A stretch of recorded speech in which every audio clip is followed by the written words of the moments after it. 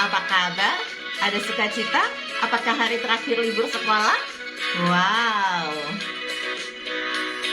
Senin, Selasa, engkau tetap raja. Rabu, Kamis, engkau yang termanis. Jumat, Sabtu, ku tetap milikmu. Minggu, aku terus memujimu.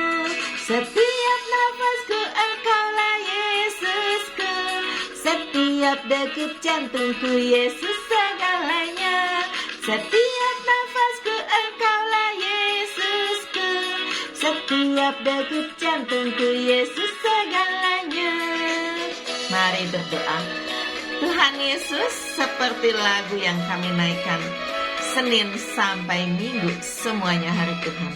Setiap nafas kami, setiap degup jantung kami, itu adalah milik Tuhan.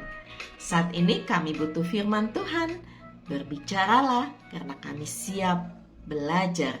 Di dalam nama Tuhan Yesus kami berdoa. Amin. Engkau dapat memastikan bahwa tidak lebih dari 12 hari yang lalu aku datang ke Yerusalem untuk beribadah.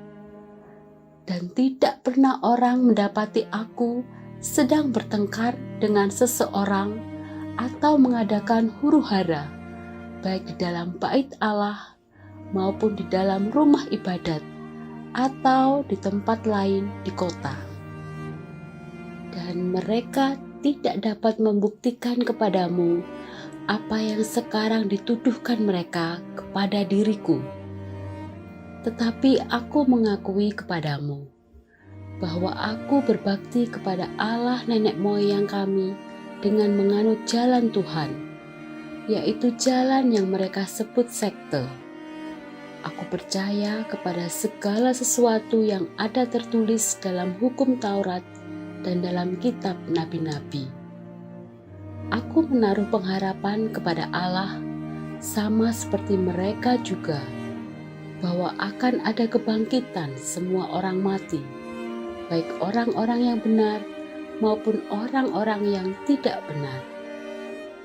Sebab itu, aku senantiasa berusaha untuk hidup dengan hati nurani yang murni di hadapan Allah dan manusia.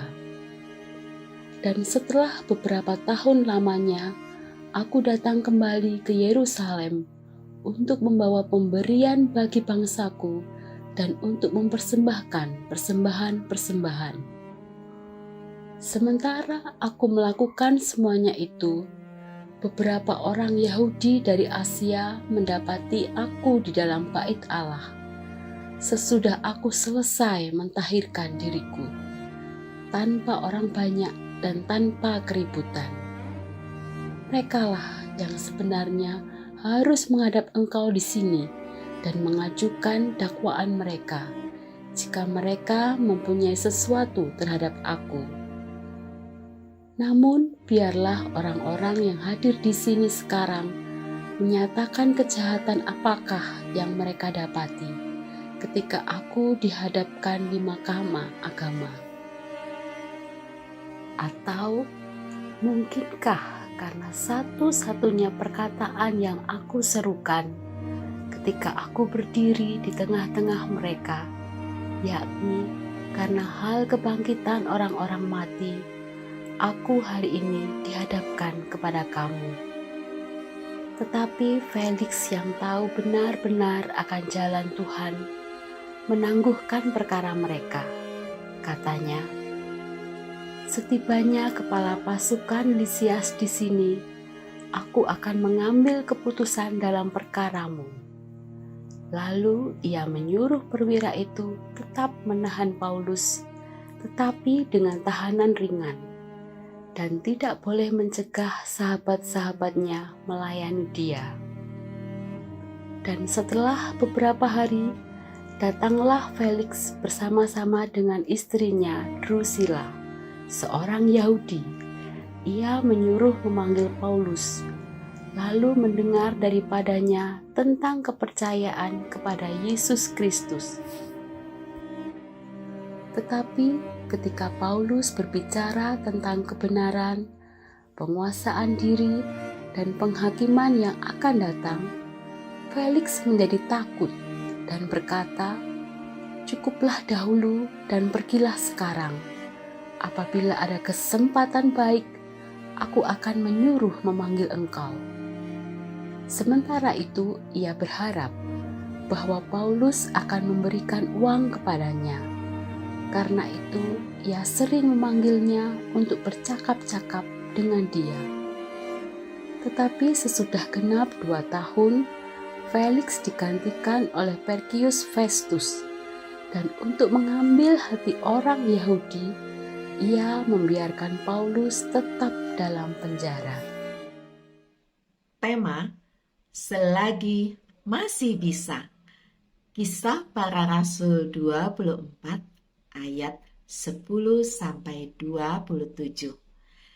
Kepada Felix, Paulus menunjukkan bahwa ia tidak bersalah. Tuduhan tertulis sama sekali tidak benar. Itu sebabnya Felix tidak memutuskan hukuman mati untuk Paulus. Namun Paulus ditahan hingga 2 tahun. Di sini Tuhan sebenarnya melindungi Paulus. Ia ditahan, tapi tidak dihukum mati. Dalam tahanan, Paulus terus mengabarkan Injil. Bahkan ia bercerita tentang kebenaran kepada Hakim Felix dan istrinya. Ia terus berusaha agar orang-orang bertobat dari dosa dan menerima Yesus sebagai Tuhan. Selama Tuhan masih beri kesempatan, bersaksilah. Mari berdoa. Tuhan Yesus, ajar kami untuk berani bersaksi, menyatakan Tuhan Yesus yang hidup, menghapus dosa manusia, menyelamatkan umat manusia. Di dalam nama Tuhan Yesus kami berdoa. Amin.